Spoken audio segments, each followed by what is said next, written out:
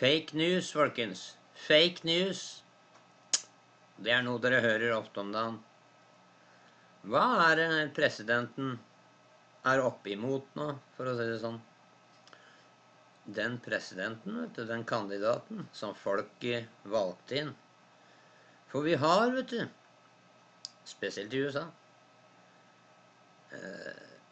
ja, som du ser her, ikke sant? Etterretningstjenester, Soros, Kissinger, den der dumme sirkusretten, Clintons, det føderale reservebanksystemet.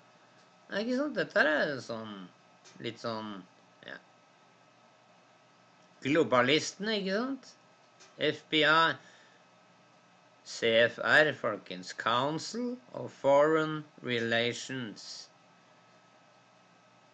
Hvis ikke dere vet hva Council of Foreign Relations er, det burde dere vite. Men uansett, her ser dere, ja, han Garrison da, har drivet og tegnet litt om hvordan strid Trump er i nå. Og så skal vi gå inn, og så skal vi se litt på talene til han, karen her, vet du, den frie verdens og USAs president. Og så skal vi høre hva han sier rett før, og når han refser, folkens, CNN, for å være hva for noe? Fake news. Og så lytt, folkens, for han kommer til å klassifisere dem som noe annet enn fake news. Skal vi se her. If I had that happen to me, it would be the biggest story in the history of publishing or the head of newspapers. I would have been the headline in every newspaper. I mean, think of it. They gave her the questions to a debate, and she should have reported herself. Why didn't Hillary Clinton announce that, I'm sorry, but I have been given the questions to a debate or a town hall, and I feel that it's inappropriate, and I want to turn in CNN for not doing a good job. And if I may follow up on that, this is something that Jonathan Carl was asking you about. You said that the leaks are real, but the news is fake. I guess I don't understand. It seems that there's a disconnect there. If the information coming from those leaks is real, then how can the stories be fake? No, the reporting is fake. And if I may ask, I just want to ask Jim, you know what it is? Here's the thing. Det er CNN. They read newspapers, they see Løgnerne. they watch. They don't know if it's true or false because they're not involved. I'm involved. I've been involved with this stuff all my life. But I'm involved. So I know when you're telling the truth or when you're not. I just see many, many untruthful things. And I'll tell you what else I see. I see tone. You know the word tone. The tone is such hatred. I'm really not a bad person, by the way. No, but the tone is such... I do get good ratings, you have to admit that. The tone is such hatred. I watched this morning a couple of the network, and I have to say, Fox and Friends in the morning, they're very honorable people. They're very, not because they're good, because they hit me also when I do something wrong, but they have the most honest morning show. That's all I can say. It's the most honest. But the tone, Jim, if you look, the hatred, I mean, sometimes somebody gets, well, you look at your show that goes on at 10 o'clock in the evening. You just take a look at that show. That is a constant hit. The panel is almost always exclusive anti-Trump. The good news is he doesn't have good ratings. But the panel is almost exclusive anti-Trump. And the hatred and venom coming from his mouth. The hatred coming from other people on your network. Now, I will say this. I watch it. I see it. I'm amazed by it. And I just think you'd be a lot better off. I honestly do. The public gets it, you know. Look, when I go to rallies, they turn around, they start screaming at CNN. They want to throw their placards at CNN. Vi slår ned CNN. I think you would do much better by being different. But you just take a look. Take a look at some of your shows. If a guest comes out and says something positive about me, it's brutal. Now, they'll take this news conference. I'm actually having a very good time, okay? But they'll take this news conference. Don't forget, that's the way I won. Husk på dette nå. I used to give you a news conference every time I made a speech, which was like every day. Okay? No, that's how I won. I won with news conference and probably speeches. I certainly didn't win by people listening to you people, that's for sure.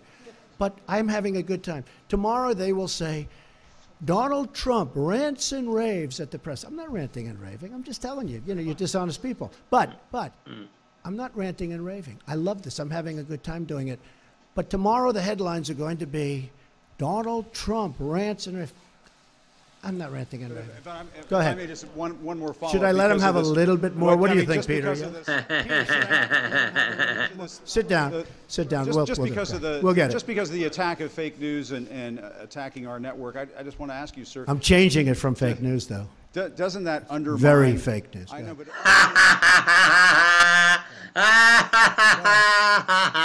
Der stopper vi, folkens, for det var...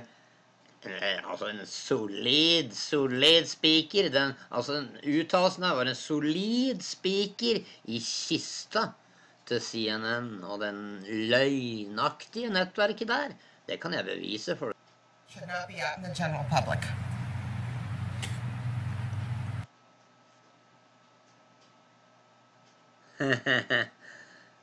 Fake CNN. Is there anything else you want to say?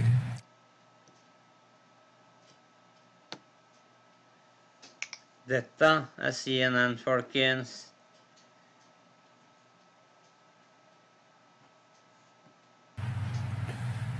Is there anything else you want to say?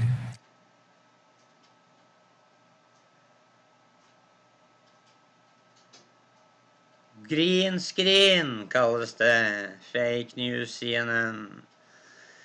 Sorry for å si det til dere, CNN, men dere ikke bare fake news. Nå dere very fake news. Som har neser som forsvinner og greier. Faen meg.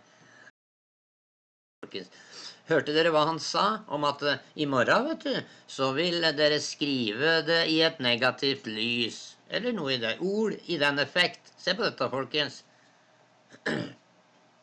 Trump, Russia fake news.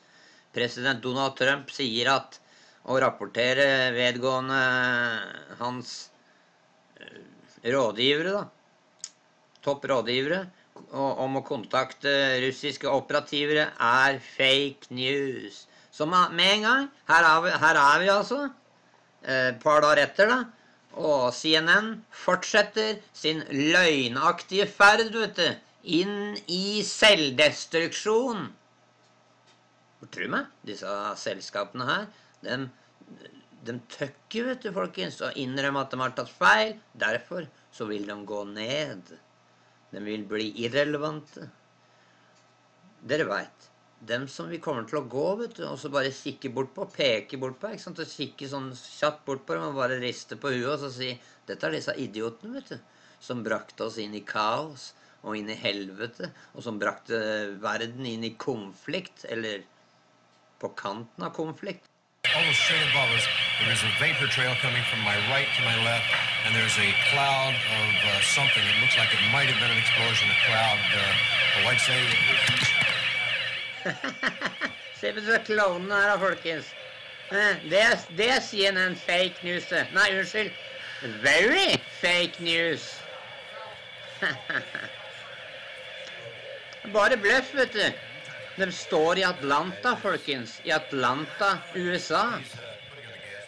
Og hvorfor har en gassmaske, og en har en hjelm? Si meg, har dere dårlig med utstyr der borte, eller gutter? Og jeg tror... Når var det skøddraketter begynte å bære gassa? Dere latterlige, vet du, patetiske. Very fake news.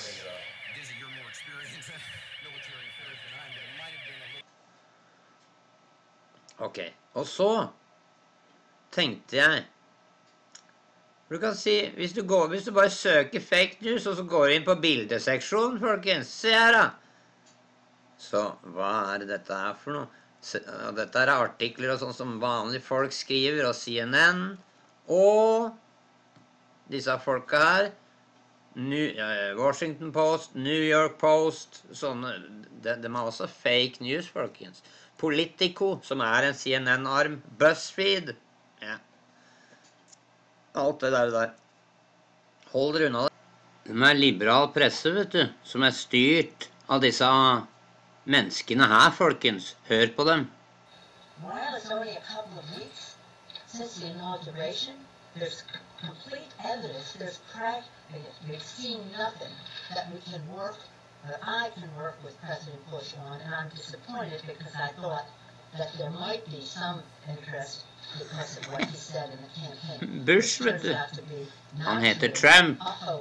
And really dangerous to the economic stability of America's working. Dement, du kärringa. Unnskyld. Hun er dement. Hør på hun her. To advance into Korea, whether he's talking about the travel ban, the way that he's targeting Muslims, or whether he's talking about his relationship to Putin and the Kremlin, and knowing that they have hacked our DCCC and DNC, and knowing that he is responsible for supplying the bombs that killed innocent children and families in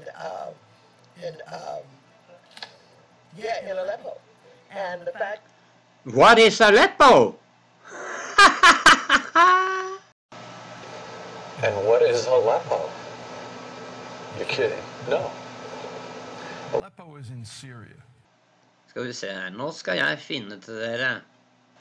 Hello. You people know a lot about trucks. Bing, bing, bong. Thank you very much. Hvis jeg får... Jeg skal vise dere om Rosa on the... Ja, så kan dere se hvordan de oppfører seg mot ei afroamerikansk dame, vet du, som på et av disse showene. Hvordan de rotter seg sammen imot da, ikke sant? Bare følg med, folkens. Alle der. For dem av etablissementet. Alle disse andre, bortsett fra hun svarte dama, som en veldig, veldig dyktig afroamerikansk dame. Hun blir forsøkt rakka ned, men de klarer ikke, vet du. Så jeg setter dem på plass. Feel that because of the statements he's made that are divisive and whatnot, that we're doomed. And they have this philosophy of we're doomed. How do you reach those people to say, hold on a second, listen to what we're actually trying to do and give us a chance? Well, I think that once people see the results, I mean, he's about delivering and being productive. And we've already seen from this first week that he is going to do exactly what he said he's going to do. And we can trust that if Donald Trump says he's going to give jobs, he's going to bring back manufacturing, that he's about America first, then that's what he means. And we've seen that in 5 days. And people who even disagree with him have to agree that this first week has been probably one of the most productive weeks of any administration. It has, but Amen, hallelujah. A little off track as well. And he goes back to the inauguration and now the voter fraud investigation with 3 to 5 million people voting, illegally. And now you have Jason Chaffetz, from Utah, member of Congress, who says, I'm not going to start an investigation into this because I don't see any evidence of it. Is this a distraction for President Trump? Well, I think that there's a time of adjustment. He's not a politician. He's never held office, and he's moving from private sector to governing, and it takes an adjustment time. I think in the first 5 days, he's done a spectacular job of dealing with the most important high-pressure job in the world. And so we have to give him time to make that shift. And I believe that you will see that this president is going to be incredible for this country. And I am excited about what's happening with this administration. I'm very honored to be a part of it. What if they find out in the voter fraud investigation that Hillary won the election? Will we do it over again? We will find out that because she didn't win. Nettopp. She won by 3 million more votes. Se på hun. De nervøse, folkens. Det det du...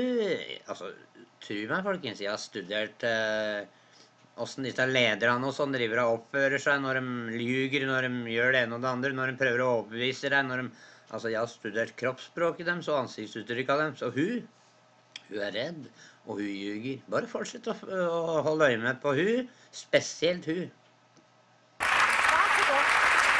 Isn't it possible? I think that Nærmest litt desperat. What's more important right now, I think about families who lost loved ones in the tornadoes. I think about the families that the president talked about this week who became victims of violence because of illegal immigrants. I'd like to continue to talk about the election. It amuses me. Se på. The truth is we have real issues We have real issues and there are real Americans who have problems that we have to address. So you all can sit at the table and continue to talk about those things in the media, but we have a job to address. We have a job to make sure that the American people have exactly what they need. Kom igjen, Omarosa, knus dem! Millions of women marched around the world to protest President Trump. Fake liberale raringer. Some of the things he said along the way, but how did you resonate? Did any of this resonate with you? Well, first, I'm an American. I'm a very proud American. I know people like to put labels. Omarosa's black, she's a woman, she's this. I'm an American first. And seeing those women march last week, it made me very proud. It's one of the most important fundamental rights that we have in this country. The right to assemble, the freedom of speech, and the right to protest. I love seeing that. And there is a march going on. Going on right now, the March for Life, that I hope that you all will give the same type of coverage that you all. We did yesterday. We covered it yesterday. But today, it's going on right now. And so that same freedom should be afforded to all Americans. And I'm so glad that the Vice President is probably preparing to speak at the March for Life right now. But why do you think it's so divisive? It's so divisive in our society right now. It's politics. You know, politics is a tough game. This is my second time in the White House, so I'm not really new to the tension that comes with it. What's new to me is just this desire to paint Donald Trump with this negative brush without giving him a chance to do what he said he was going to do. Can I just ask you this? We've been talking about how divisive this election is, and Gretchen's been talking about how divisive this election is. We often say that it comes from the top. He did lead this very divisive campaign. Will we hear him apologize? But don't you think the media contributed to that? Will we hear him apologize? For No. He stood by everything that he said. And now let me just say, reporter? He didn't make fun of a disabled reporter, but you can continue to say that. If you say it enough, people may start to believe it. Let me just... Nettopp! Fortsett å si det. Fortsett å si det. Det var det Hitler og sånn, Goebbels og sånn, det vet du dere altså. Bare hvis du gjør løgnen stor nok og fortsetter å repetere den, så vil folk tro den på etter hvert. Det er bare det at dere har ikke kontroll lenger, vet du, med CNN og View og ABC og alt dette løgnermedia. Say this as I close this. Y'all can keep throwing things at me. I'm not going to really fall for that. What I will say is Omarosa. Listen to me right now and right here. Yeah. We are committed to making this country the best it's going to be. We're not going to look in the past. We're going to look forward and put this country first. And that's what's not been happening in the last 8 years. We're going to put America first. We're going to put people back to work. We're going to make sure people are safe. And that's what this president is about. Same as you. Frustrerta. You want to talk about from the past, but I now work for this country. I take my job very seriously. Can we see his tax returns, do you think? Hør på, hæ? Æsj av meg. Raringer. Joy, as I see we only have 1 minute left. Ja, kom igjen, kjør på nå, Omarosa. Ja, dødsstøtet. Florida, and he is in the audience. Girl, I'm talking about my man. He is in the audience. No, boo. I'm talking about my man. We're getting married. I'm so glad that he's here. He's a Democrat. I'm a Republican. We get along just fine. He may want to see his tax returns. You want to see his tax returns? Raise your hand if yes, the answer is yes. De har ingenting, folkens. De har bare spotting og håning, og de nervøse. He's my husband. He's going to be my husband in April. Right. And I'm so happy that he's here with me, and he brings me such joy. And I hope that you one day can find that kind of joy. Joy.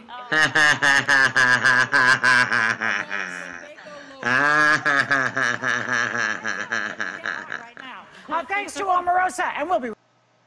Du, Joy. Du en spøk.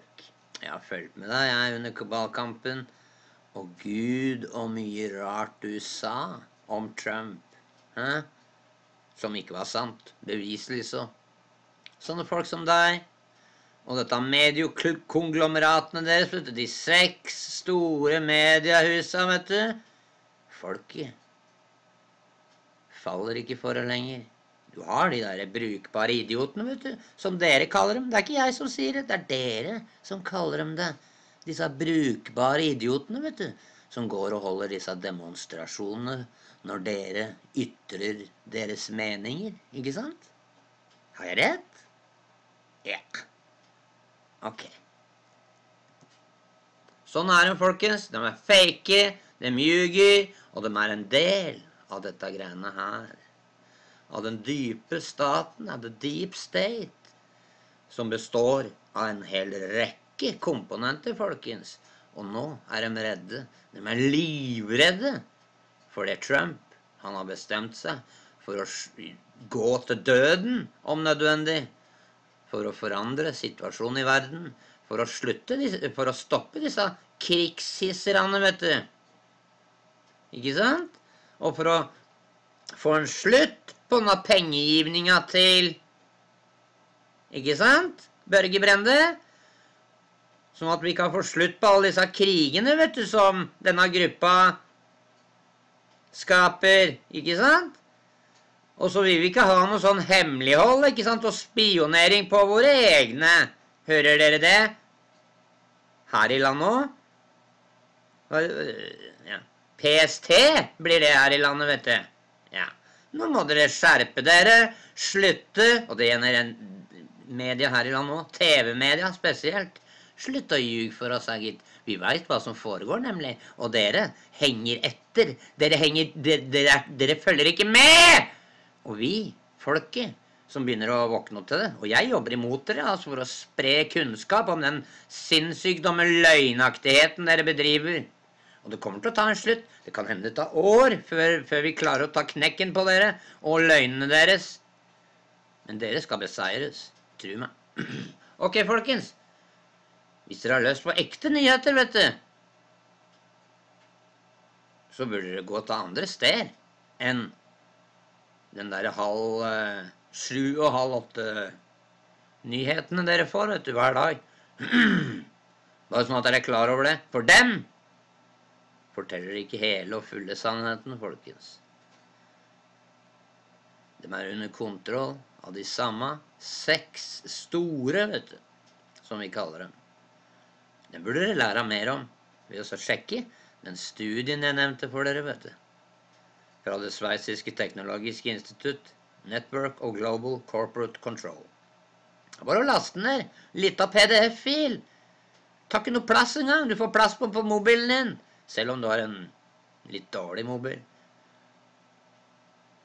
Så lær hva som foregår her i verden, og lær hvordan våre egne media fører oss, og hele verden faktisk, bak lyset med sine gigantiske løgner, folkens. Ikke finn dere i det. Si nei til å bli foret løgner. Si nei til indoktrinering. Si nei til at den prøver å påvirke ditt sinn og din opinion, det du mener, ikke sant, og det du føler og det du står for, på grunn av at de gir dere feil informasjon. Det må ta en slutt. Og det må ta slutt veldig, veldig snart. Og det kommer til å ta slutt veldig, veldig snart. Så hjelp meg. Gud! Ikke sant? Ja, ok. Jeg er glad i dere, folkens. Stå på videre, kampen fortsetter. Og når vi detter, vet du, så reiser vi oss bare opp igjen. Ok. Ha det godt da, folkens. Jeg er glad i dere. Frem til neste gang måtte dere gå i Guds fred og være velsignet. Ha det godt da.